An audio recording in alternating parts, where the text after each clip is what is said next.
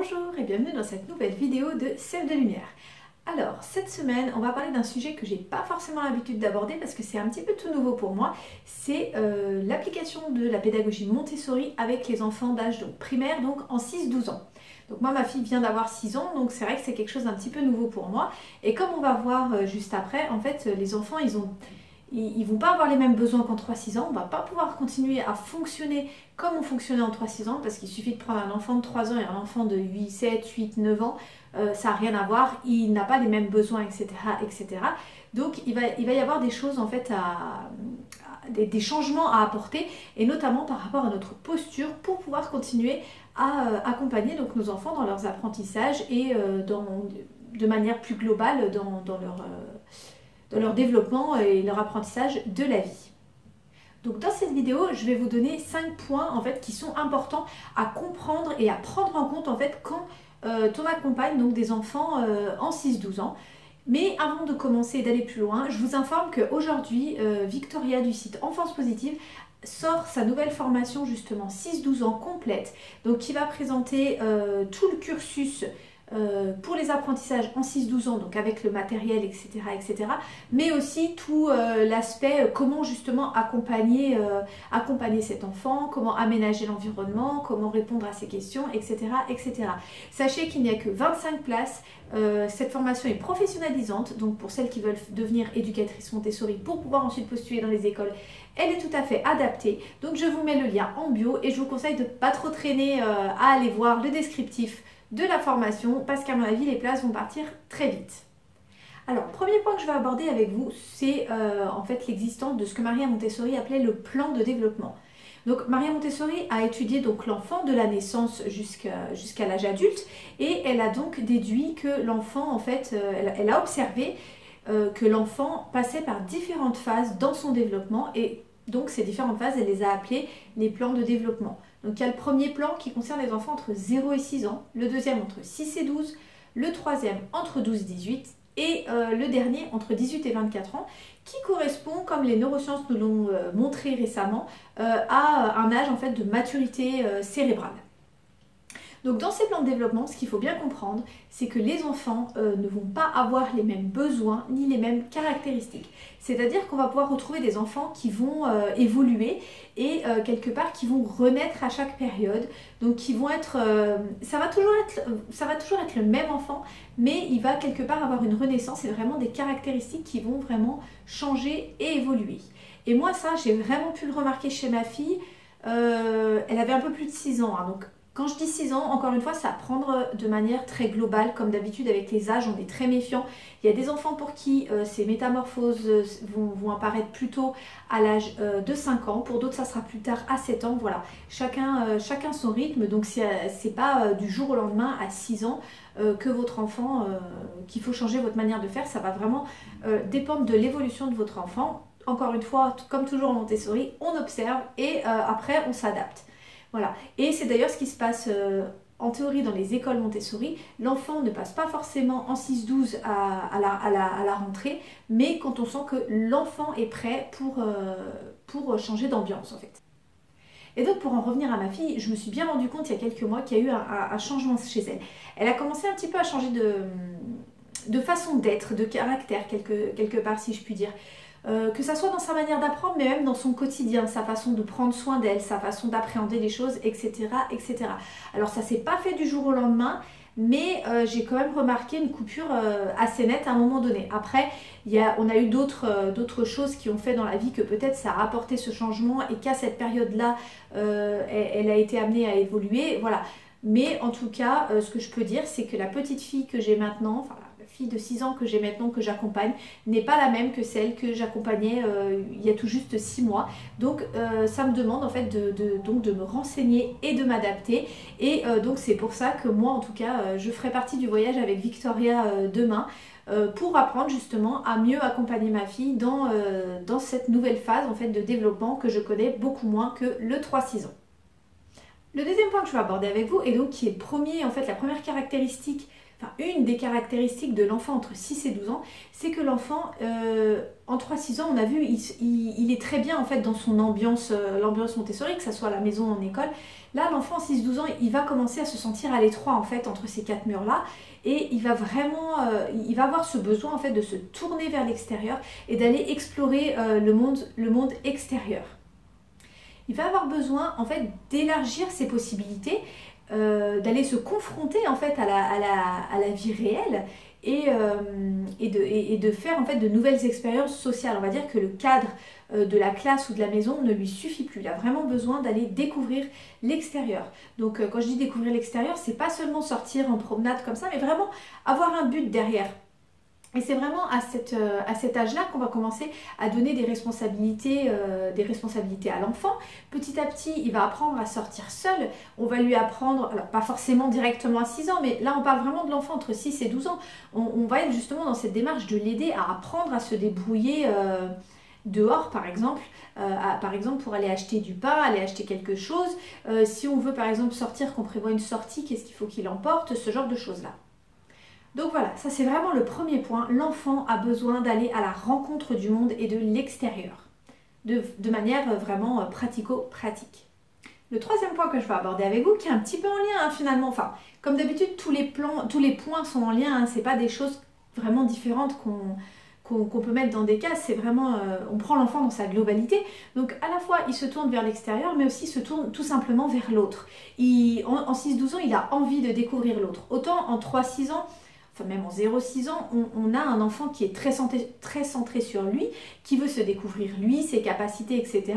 En 3-6 ans, il a des copains, mais c'est pas des copains de la même manière qu'en 6-12 ans, c'est un petit peu des copains, bah voilà, là il y a telle personne, je joue avec ou quoi, mais voilà, ça ira pas plus loin. Là, en 6-12 ans, l'enfant, il va commencer à avoir ce besoin de créer des amitiés qui sont fortes, pour après, quand il sera dans le plan de développement de 12-18 ans, là c'est l'adolescence, l'appartenance au groupe, etc., etc. Mais voilà, en 6-12, la période des copains arrive et donc le besoin d'aller vers l'autre. Donc ça, donc que ça soit à l'école ou en école à la maison ou à la maison, il va falloir prendre en compte ce besoin de l'enfant et notamment si on fait l'école à la maison, trouver des astuces, des solutions en fait pour permettre à l'enfant justement d'être avec les autres et de pouvoir être en contact avec les autres et pas seulement avec les membres de sa famille et la fratrie.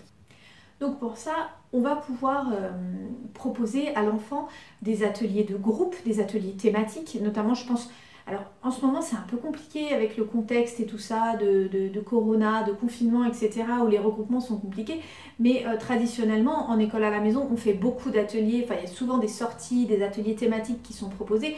Moi je sais, bon on était dans la tranche d'âge plus basse, mais on participait régulièrement à des activités nature où en fait les enfants ils avaient des choses à aller chercher, des éléments à retrouver, etc. etc.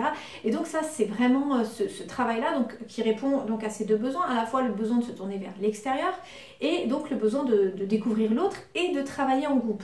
Donc ne pas hésiter à proposer, si vous en avez la possibilité, des ateliers thématiques en groupe et donc toutes ces activités intellectuelles avec les autres. Par exemple, on va pouvoir, pour répondre donc à ces deux besoins, quand ça sera possible au vu de la situation sanitaire, mais pourquoi pas aller voir des expositions, puis après faire un travail de groupe ou donner des choses à chercher, etc. etc.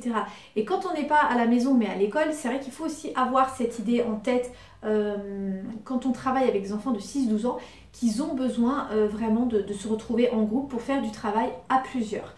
Et souvent dans les écoles traditionnelles, c'est plutôt l'inverse qui se passe. En maternelle, alors que l'enfant a un besoin d'individualité beaucoup plus important, on fait du travail de groupe et en primaire, on passe à du travail individuel alors que là, l'enfant, il aurait besoin donc de travailler en groupe. Donc voilà, ça c'était pour cette caractéristique-là. Donc on a vu donc le besoin de se tourner vers l'extérieur et donc le besoin de se tourner vers l'autre. Le quatrième point que je voudrais aborder dans cette vidéo, c'est vraiment le besoin que va avoir l'enfant en 6-12 ans de comprendre par lui-même. Donc il va avoir, en 3-6 ans on avait un besoin d'autonomie, donc c'était l'autonomie quelque part fonctionnelle, dans le sens faire les choses, savoir boutonner ses vêtements, s'habiller tout seul, manger, etc. etc. Là, l'autonomie, elle est toujours au centre de la démarche, mais elle va pas porter sur la même chose en fait. Là, l'autonomie, elle va porter vraiment sur le côté du raisonnement, de la compréhension du monde. Donc on a vu que l'enfant en 6-12, il se tourne vers l'autre, il se tourne vers l'extérieur, et donc il va avoir un attrait quelque part pour les sciences, pour découvrir le monde, comprendre le monde, etc. etc. Et nous, notre boulot là-dedans, ça va être de réussir en fait à bien jauger en fait nos réponses qu'on va donner à l'enfant, parce que l'enfant, il va avoir cette période où il va poser énormément de questions. Donc bien sûr, nous, on ne peut pas avoir réponse à tout, et heureusement d'ailleurs, et quelque part, c'est vraiment pas le but, au contraire, de donner toutes les réponses à l'enfant. En fait, il va falloir réussir à bien doser pour donner certaines réponses à l'enfant. Bien sûr, on ne dit que des choses vraies et que quand on ne sait pas, on ne sait pas. On le dit à l'enfant pour en fait stimuler et garder vif en fait cet intérêt pour la chose et pas lui donner juste comme ça une réponse trop complexe ou quoi qui couperait du coup son envie d'en savoir plus. Ce qu'il faut, c'est réussir à susciter l'intérêt et en fait lui apprendre petit à petit à être dans cette démarche de recherche. Donc on va pouvoir accompagner l'enfant dans cette démarche de recherche intellectuelle et on va lui apprendre, lui montrer comment faire concrètement. Par exemple, ma fille, elle a commencé tout doucement à avoir des questionnements, mais je sentais bien que jusqu'à il y a quelques mois, enfin quelques semaines ou quelques mois, mes réponses assez courtes lui suffisaient, elle n'allait pas chercher plus loin. Et là, depuis quelques semaines, voilà, je sens qu'elle a besoin de plus. Et du coup, je lui ai acheté une grosse encyclopédie. Ceux qui sont inscrits à la newsletter, je vous en parlerai un petit peu cette semaine de cette encyclopédie. Donc n'hésitez pas à nous rejoindre si vous n'êtes pas inscrit à la newsletter.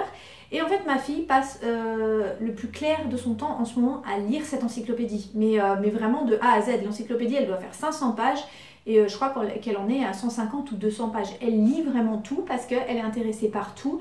Et voilà, donc elle a vraiment cette soif-là d'apprendre et de découvrir de nouvelles choses.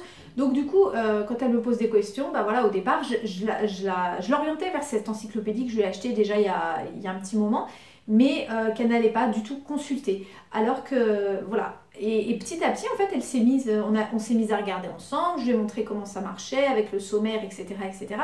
Et donc petit à petit, elle s'est mise donc à se l'approprier et à aller chercher elle-même ses propres réponses. Là, elle est encore un petit peu jeune, mais si vous avez des enfants un peu plus âgés, vous pouvez très bien aussi les initier à la recherche sur Internet pour qu'ils puissent trouver donc des éléments de réponse à leurs questions et donc satisfaire cette curiosité sans pour autant tout leur apporter. Notre but, ça va vraiment être en fait d'être là en tant qu'accompagnateur, en tant que guide, en tant que soutien à cette démarche en fait de recherche pour que l'enfant en fait apprenne et réussisse à devenir en fait autonome dans ce processus-là. Ce qu'il faut savoir en 6-12 ans, et ça a été là encore prouvé par les neurosciences, pourquoi en fait il y a toute cette période du pourquoi, du raisonnement, etc. C'est tout simplement une question aussi de maturité cérébrale. L'enfant, en 3-6 ans, il était beaucoup dans le sensoriel. Il avait besoin de toucher les objets, de les mettre en ordre, etc., etc. Là, il a besoin vraiment de comprendre les causes à effet. C'est pour ça que je vous disais tout à l'heure, il a vraiment un attrait pour la science. Et là, les expériences scientifiques peuvent être réellement bénéfiques pour l'enfant. Voilà, et donc avec la maturité de ce cerveau, l'enfant, il va vraiment, en 6-12 ans, cheminer, quitter en fait petit à petit la sensorialité, même si bien sûr on va continuer à utiliser du matériel concret pour l'aider, mais petit à petit, on va vraiment cheminer vers l'abstraction. Donc l'enfant, il va vraiment être dans ce mode-là en fait d'abstraction, de raisonnement, d'analyse. Voilà, il va imaginer les choses. Par exemple, on n'a pas besoin de lui montrer. Maria Montessori prend l'exemple dans son livre de l'enfant à l'adolescent. Je vous mettrai le lien en descriptif si ça vous intéresse. Elle nous dit on n'a pas besoin de montrer à l'enfant toutes les montagnes, tous les lacs pour qu'il sache ce que c'est un lac. Alors qu'en 3-6, c'était un petit peu différent. Là, l'enfant, il est vraiment dans l'imagination et l'abstraction. Donc voilà, on dit vraiment que l'enfant devient un travailleur conscient et donc que l'esprit absorbant fait place petit à petit à l'esprit raisonnant. Donc ça, c'est vraiment une très grande caractéristique du 6-12 qu'il faut vraiment apprendre à accompagner, et donc la formation de Victoria est là pour ça. Et enfin, le dernier point que je voulais aborder avec vous, donc par rapport à cet enfant de 6-12 ans, c'est qu'un petit peu par rapport à tout ça, l'enfant, il va aussi traverser une période sensible en 6-12 ans, dont on parle beaucoup moins sur Internet, hein, bien sûr, mais en fait, ça va être la période sensible quelque part de la justice. L'enfant, de par ses questionnements, de par du coup cet esprit raisonnant, etc., sa découverte de l'autre, il va se poser beaucoup de questions d'ordre moral, le bien, le mal, la justice, etc., etc. Et il va être très sensible à ces choses-là. C'est là qu'en fait va se construire son sens moral, sa conscience, son esprit d'équité. Donc non, là encore, on va avoir un très gros travail à mettre en place parce que, enfin, à faire sur nous-mêmes en fait, parce que si l'enfant sent que les choses sont injustes, il va vraiment y être très sensible. Ce qu'il faut savoir, c'est que la justice pour l'enfant, c'est pas forcément que tout le monde ait la même chose, mais la justice dans le sens que chacun ait en fonction de ses besoins en fait. Donc là, il y a vraiment un gros travail à effectuer avec l'enfant, enfin, c'est pas à effectuer avec l'enfant, c'est vraiment en fait un accompagnement de l'enfant pour qu'il puisse en fait développer ce sens moral, ce sens de la justice, de l'empathie envers les autres, de conscience, etc., etc. Donc ça c'est aussi un point très important des caractéristiques de l'enfant entre 6 ans et 12 ans. Donc à nous de l'accompagner dans ce sens-là pour éduquer son sens moral quelque part. Donc si vous voulez en savoir plus sur les différents points que j'ai détaillés, mais aussi sur comment aménager un environnement pour les enfants 6-12 ans, comment les accompagner dans les apprentissages, quel matériel, quelles activités proposer, sachez que Victoria sort donc ce matin sa formation complète en 6-12 ans. Et donc vous pouvez vous inscrire, je vous mets le lien en dessous dans la barre de description. Alors moi je vais vous souhaiter une bonne journée, n'hésitez pas à liker la vidéo, à commenter, à poser vos questions si vous en avez et à vous abonner à la chaîne pour ne pas rater les vidéos suivantes. Et je vous dis à la semaine prochaine pour une nouvelle vidéo.